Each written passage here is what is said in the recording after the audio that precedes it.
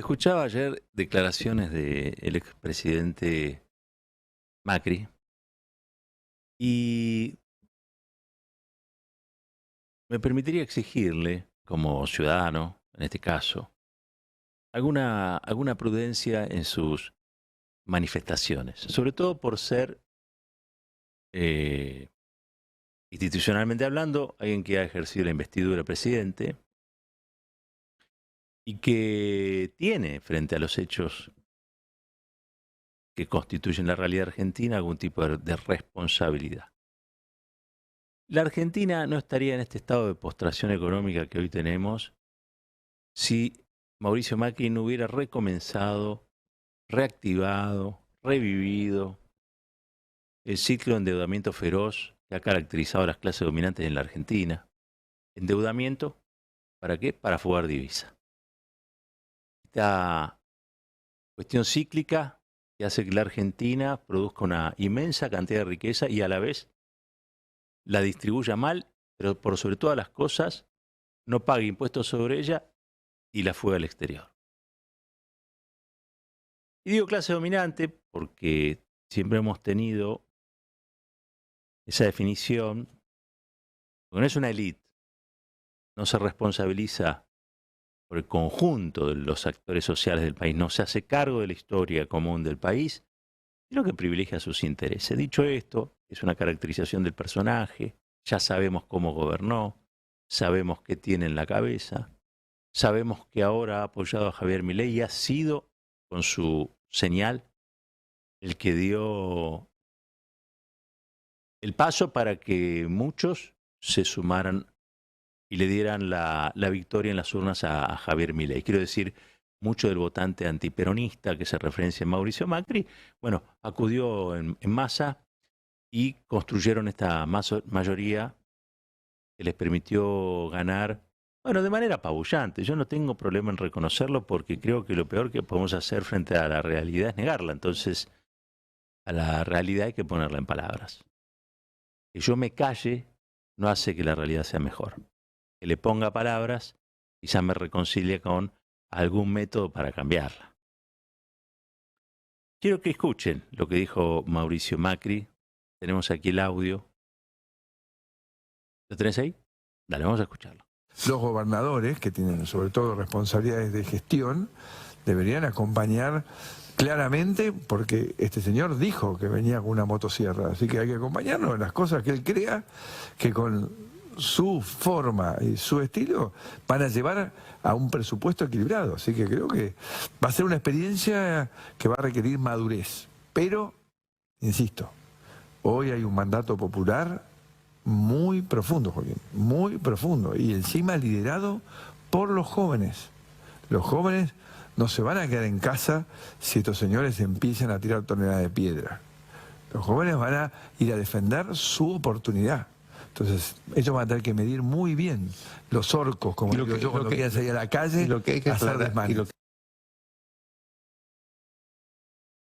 Subyace en la descripción de este señor una necesidad de conflicto eh, para asegurar que sus objetivos se cumplan, pero la resolución de esos conflictos por vía de la violencia, ¿no? Llama orcos a aquellos que se han manifestado. Recuerdo cuando fue su intento de reforma previsional, una reforma previsional regresiva, resistida. Los mecanismos de negociación no habían sido utilizados, por lo tanto había una gran manifestación, recuerdo, frente al Parlamento. Fue una manifestación que terminó con una represión donde la policía de la ciudad, gendarmería, empezaron, recuerdo, escenas de manoseos a las militantes, les tocaban los pechos, un desastre, empujaban a los viejos, una cosa, gases lacrimógenos para todos lados. Desgraciadamente, hay una especie de mesianismo de mercado y muchas veces esto se traduce en el mesianismo, digo, en que nada se puede interponer a las cosas. Y el que se pongo, le digo que es un orco. Orco, en el libro de Tolkien, son unos personajes que a partir del miedo, ¿sí?, actúan con crueldad frente a los opositores de sus dueños, de sus patrones. Entonces quizá no sea la mejor forma de reivindicar estos 40 años de democracia, hablando o tildando o calificando de orcos a aquellos que muy probablemente te vas a encontrar en la calle o en el Parlamento, donde sea, que no piensan igual que vos y se manifiesten en contra de lo que vos estás planteando. Está dentro del juego de la democracia. Está dentro del juego de la democracia. Y llamarlos orcos, la verdad que no resuelve uno de los problemas que tiene la Argentina, que es un nivel de violencia enorme en una situación que, como siempre sabemos, se pone tensa tras paso del gobierno, además, fin de año, fiestas. Pero evidentemente creo que el personaje en cuestión tiene una autopercepción que lo pone, o cree que lo pone, por fuera de la responsabilidad con el resto de los argentinos y de las argentinas. Esto lo quería señalar, ¿no? Porque siempre, en general, se atribuye la transgresión o la violencia a un sector político. Bueno, aquí vemos a nada más y nada menos que el padre de la criatura, planteando un escenario de confrontación. Yo le pido que por favor no manden a los jóvenes a ningún lado. A los jóvenes hay que protegerlos. No los mande a pelear con esos que usted llama orcos, no los mande. A los jóvenes hay que protegerlos. Hay que quererlos también. ¿Sí? Dicho esto, estuve tratando de encontrar alguna respuesta a lo ocurrido el domingo que nos saca un poco de los lugares comunes porque, a ver, predominan muchas sensaciones, ¿no?, sobre lo que pasó. Hay gente que está muy triste. La escuchábamos a Estela, que planteó que, bueno, lloramos un día y al otro día volvemos a la lucha. ¿Por qué? Bueno, porque están en riesgo las políticas de memoria, verdad y justicia. ¿Y por qué? La verdad es que uno teme que este voto implique o haya implicado algún tipo de plebiscito sobre estos asuntos que no están sujetos a la elección, pero en la lógica política, que el candidato que lleva una negacionista de vice haya triunfado tan holgadamente, bueno, nos pone en estado de alarma. Y si Estela se pone en estado de alarma, yo me pongo en estado de alarma. Pero por el otro lado, quiero tratar de entender y comprender qué es lo que pasó, porque me resisto a la idea de salir a la calle y pensar que todos los que me rodean, los que están acá en la otra cuadra, lo que sea, sean mis enemigos. No tengo y nunca tuve esa vocación de pelearme con la gente, sino tratar de ver, de charlar, de conversar, de ponernos de acuerdo en lo que podemos, en lo que no, no.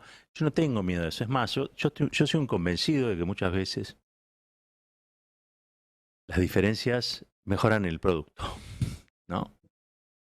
Y claro que es difícil iniciar algún periodo de conversaciones con gente que plantea cosas tan desopilantes.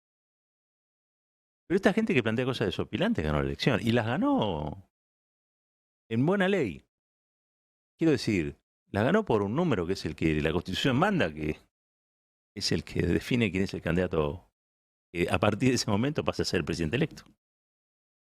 Entonces nosotros nos podemos enojar, angustiar, pero fundamentalmente lo que se inició ahora es un proceso de reflexión para ver qué fue lo que ocurrió. ¿Qué cosa no vimos? ¿Qué cosa vimos a media? ¿Qué cosa no quisimos ver? ¿Y cómo fue posible que un día de los 40 años de democracia, en la elección en la que se celebraban 40 años de democracia consecutiva, el mayor periodo histórico de democracia en el país, bueno, haya triunfado un espacio político que está permanentemente tensionando con los valores democráticos? Y creo que es más interesante reflexionar sobre esto que ponerse mal. Pero también es legítimo no solamente ponerse mal, estar destrozado. Yo, la verdad que quiero compartir alguna cosa que vengo viendo. He tenido oportunidad de hablar en estos días con gente que ha votado, incluso a Javier Milei. Podría decir que en líneas generales hay un voto que no es exactamente ideológico, aunque tiene un componente muy grande de ideología, pero hay otro sector que es el que le dio la mayoría apabullante o abrumadora, que basa el voto la mayoría de las veces en cuestiones vinculadas al hartazgo. Escuché por ahí también, bueno, el hartazgo le ganó al miedo. Y yo empecé a pensar, ¿en qué otra situación podemos nosotros apalancar esto? Digo, ¿en qué otro momento el hartazgo le ganó al miedo? ¿No? Porque nuestras categorías, sobre derecha, ultraderecha, izquierda, ¿no?, son las que usamos nosotros para entendernos, digamos. O sea, cuando decimos esas cosas, lo que estamos diciendo, bueno, el este, el oeste, el norte, el sur. Pero es verdad que hay mucha gente que se maneja en la vida sin necesidad de saber esas cuestiones, sin preguntarse dónde queda el norte, dónde está el este, dónde está. Y vive igual porque a nadie se le exige saber esas cosas para vivir. Y me parece que algo de lo que ha ocurrido es que nos invita a pensar que quizá lo que hubo es una ruptura inesperada, una ruptura racionalmente resistida por los analistas. Pues fuimos muchos los que dijimos, esto no puede pasar, ¿no? Y lo mismo pasó cuando el Reino Unido votó mayoritariamente en un plebiscito romper, de alguna manera, con la Unión Europea. Y la verdad es que uno dice, pero ¿cómo rompieron la Unión Europea? Casi todos los países que integran la Unión Europea hoy tienen economías más o menos estables, han resuelto también muchos problemas que venían incluso desde mediados del siglo XX, disputas territoriales, las cuestiones derivadas de la guerra. Bueno, realmente se ha dado un proceso de integración muy fuerte, que en lo económico ha sido muy exigente y que ha funcionado en casi todos los países, no en el Reino Unido. En el Reino Unido la aplicación de políticas tan restrictivas en materia económica, que se inician con el proceso de Thatcher y que finalmente generan, escuchen bien, enormes bolsones de disconformismo, porque en el Reino Unido se decía, mira, vamos a integrarnos, vamos a ir a este proceso de integración con la Unión Europea y nos va a ir mejor. Y a muchos en el Reino Unido les fue mejor, como a muchos en España les fue mejor, como a muchos en distintos países que integran la Unión les fue mejor, pero no a todos. Pero no a todos. La lógica indicaba que el día que iban a ese plebiscito, en la que iban a decidir la conexión o la desconexión con la Unión Europea, la lógica, yo le preguntabas a un analista y te iba a decir, no, la gente va a votar seguir siendo miembro de la Unión. Le preguntabas a un político profesional y te iba a decir, no, la gente va a votar seguir siendo miembro de la Unión. Le preguntabas a la gente en la calle te iba a decir, y no, mirá, qué sé yo, sería una locura romper con la Unión. Le preguntaban a cualquier catedrático, y cualquier catedrático iba a decir, miren, la verdad que no estamos bien. La Unión no nos ha resuelto todos los problemas, pero claro está que el pueblo no se suicida, el pueblo va a ir a votar y va a decidir que seguimos siendo parte de la Unión. ¿Y saben qué pasó? El pueblo votó en contra y se desconectó. Ahora, ese proceso de desconexión en realidad se había iniciado mucho antes, cuando las privatizaciones de Thatcher dejaron un montón de gente en la yeca, porque cerraron astilleros, empresas metalúrgicas, empresas del Estado, se privatizó todo lo que era privatizable y dejaron un montón de gente que se quedó barruntando resentimiento porque de tener un trabajo formal que le alcanzaba para vivir, para ir al supermercado, para criar a los hijos, terminó viviendo en condiciones cada vez más precarias. Y eso que antes era una vida, terminó siendo una pequeña sobrevida. El Reino Unido está lleno de poblaciones, sobre todo en los suburbios o en los conurbanos, de gente que antes tenía el orgullo de ser un trabajador naviero, y de golpe, bueno, ya no dejó de ser un trabajador naviero. Entonces fue buscando alternativas, terminó siendo un repartidor de supermercado o de alguna aplicación. También muchos profesionales que trabajaban en esas empresas y que tenían un buen pasar, y que por el solo hecho de ser profesionales creían que le iba a ir bien en la vida porque se habían preparado para ser mejores, y sin embargo se quedaron sin mercado. Les cerraron la empresa pública en la que trabajaban, o les cerraron el estudio donde trabajaban, el estudio jurídico donde trabajaban, porque ya no había a quien representar, porque la gente ya estaba sin trabajo, no tenía a quien contratar. O sea, todo un proceso de degradación social que se había estado dando durante décadas, que cada tanto se manifestaban en las elecciones, pero que nunca terminaba de resolverse, porque cuando votaban a la izquierda, estos grupos que se sentían ya bastante golpeados por la realidad, bueno, la izquierda los traicionaba, la socialdemocracia los traicionaba, probaron con la derecha también. Bueno, yacimientos de resentimiento, de dolor, de resignación vital,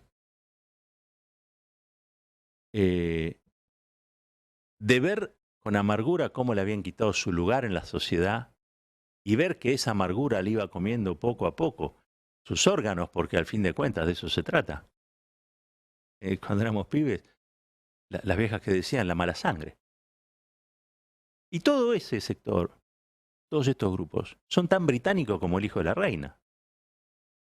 Pero el gran sueño de integrarse a la Unión Europea, qué sé yo, no les había resuelto un solo problema. Al contrario, le había generado un montón que no tenían.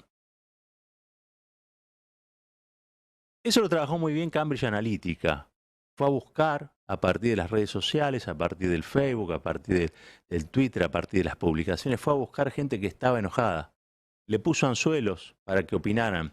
Y cuando vieron que las opiniones eran más o menos parecidas, generó todo un mapa, un diseño, donde los fue a buscar y fue a votar uno a uno esos votos. Y consiguió que esos votos se juntaran. Eso que parecía individual, logró que fuera una enorme masa colectiva que votó la desconexión. Eso fue el Brexit.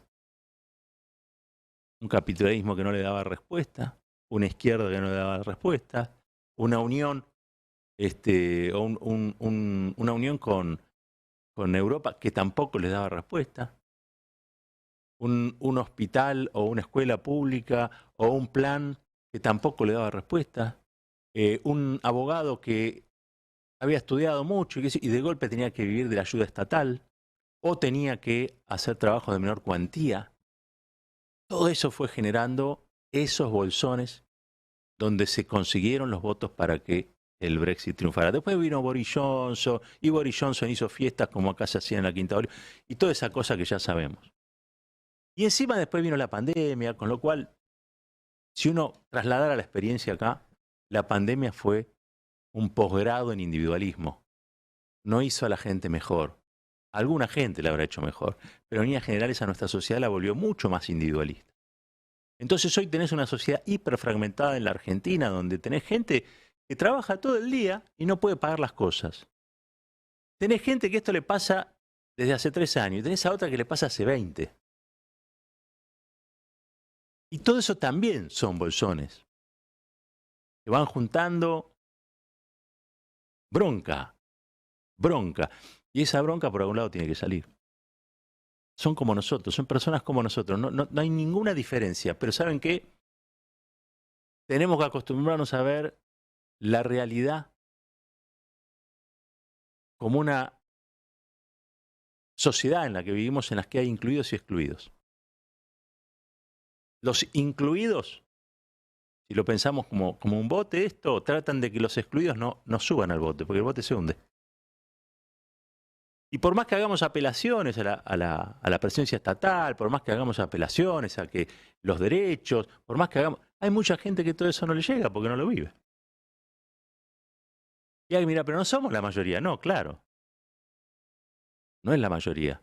Pero es la mayoría necesaria para nutrir un resultado electoral como el que obtuvo la Libertad Avanza, me parece a mí, este domingo. Gente que se vio representada en esas cuestiones. Gente que tiene quebrado el porvenir, pero no de ahora, hace muchos años.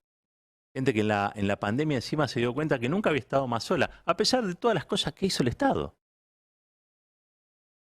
Pero la verdad sea dicha, algunos acreditamos eso y otros no lo acreditamos porque ya no tenemos ni siquiera la sensibilidad para ver esas cuestiones. Y hay otros que trabajan todo el día y no llegan a fin de mes. Y hay otros que trabajan todo el día y ven que hay otro que sí lo hace porque entró a trabajar en tal o cual lugar, porque milita políticamente, porque lo que sea. Y sabe, y esas cuestiones, que serían natural en una sociedad sin tantas tensiones, se transforman ya en pequeñas microguerras que se dan en los barrios.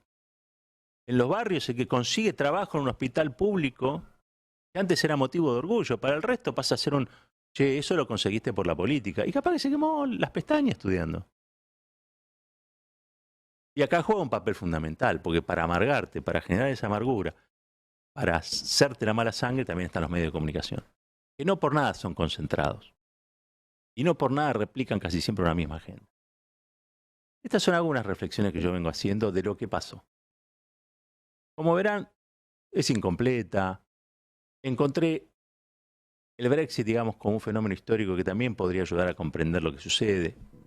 Porque lo peor que podemos hacer ahora es pensar que tenemos un 56% de gente que en la Argentina reivindica a Primo de Rivera. No, no es así.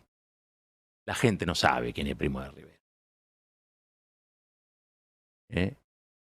Y la verdad es que creo que hay que empezar a enfriar un poco la cabeza, porque se vienen tiempos que son tiempos en los que va a haber un intento de un cambio de matriz en la Argentina y eso va a poner en tensión muchas cosas. Ahora, y para cerrar, todo ese mundo decepcionado, todo ese mundo enojado, todo ese mundo con necesidades que a veces son el llegar a fin de mes y otras necesidades que tienen que ver con el objetivo de vivir, no solamente si puedo pagar o no el alquiler, el objetivo de vivir feliz, porque me puedo realizar y no lo puedo hacer y detesto que otros lo hagan y capaz que los otros tampoco lo están haciendo, pero no importa.